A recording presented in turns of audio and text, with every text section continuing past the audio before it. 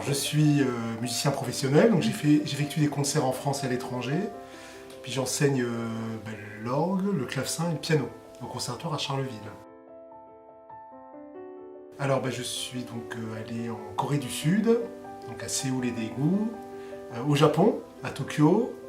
J'ai fait l'Espagne, l'Italie, la Pologne récemment. Le souvenir le plus récent, ça va être en Corée du Sud, quand j'ai revu des amis coréens, donc que je n'ai pas revu depuis de nombreuses années, qui étaient étudiants avec moi en France, à Lyon, au Conservatoire de Lyon. Alors j'ai démarré, on va dire, à l'âge de 9 ans.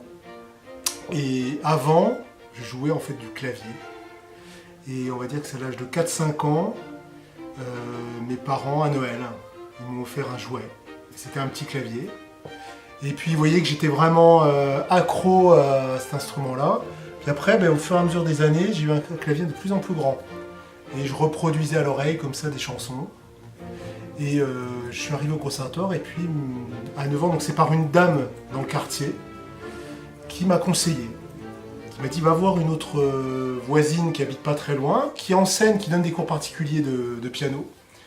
Et je suis allé voir, je dis voilà, moi je fais de l'orgue électronique. Et elle m'a dit écoute, va voir au conservatoire. Donc j'y suis allé, et moi je me présente comme quoi voilà, je voulais faire de l'orgue électronique, mais il n'y en avait pas. Et la première année, c'est une année un peu de découverte. Donc j'ai fait le solfège, et j'ai hésité en visitant les instruments, l'orgue et le piano. Et c'est en allant à la basilique, à Mézières, où j'ai découvert l'orgue. Et le fait de voir tous les changements possibles, ça me rappelait un petit peu l'orgue électronique, hein, j'avais 9 ans. Hein. Et de voir l'instrument grandiose, donc ça m'a donné envie, et c'est comme ça que j'ai choisi l'orgue après.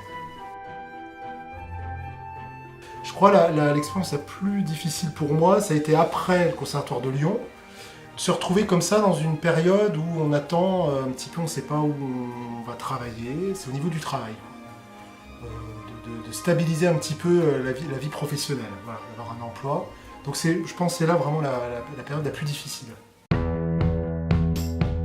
Mais les belles expériences, moi je les vis beaucoup avec les concerts aussi, avec la découverte des orgues. Et les orgues, à chaque fois, on a une pièce unique et on est toujours heureux de découvrir un nouvel instrument qui a une histoire, qui a un passé. Je dirais alors, l'orgue traverse vraiment tous les siècles. Donc il y a énormément de compositeurs. C'est vrai qu'il y a toujours des coups de cœur à travers les siècles. Bon, il y en a un quand même, c'est Jean-Sébastien Bach, qu'on peut retenir, qui a écrit énormément d'œuvres pour orgue. Et d'ailleurs, les autres compositeurs se sont inspirés de Jean-Sébastien Bach à chaque fois. En tout cas, ce que j'essaye dans le milieu de l'orgue, c'est d'essayer de rendre le plus accessible possible. Alors, on fait tout simplement des visites, par exemple, ouvertes au public. Et j'espère que ma passion, j'ai réussi à la transmettre au public qui vient, en expliquant ce que c'est l'orgue, en montrant l'orgue, en jouant aussi du répertoire. C'est d'ouvrir un petit peu, des fois il y a aussi le fait que les gens n'osent pas trop entrer dans une église, une sorte de barrière comme ça, pour une histoire de religion, de croyance. Et puis finalement on se rend compte que quand on ouvre comme ça, quand on invite les gens, il n'y a finalement pas de barrière. Je pense que chaque personne, en principe, doit être passionnée pour quelque chose. Je ne m'imagine pas qu'on ne soit pas passionné dans n'importe quel domaine. Il y a des gens un petit peu qui sont perdus, qui se recherchent, voilà.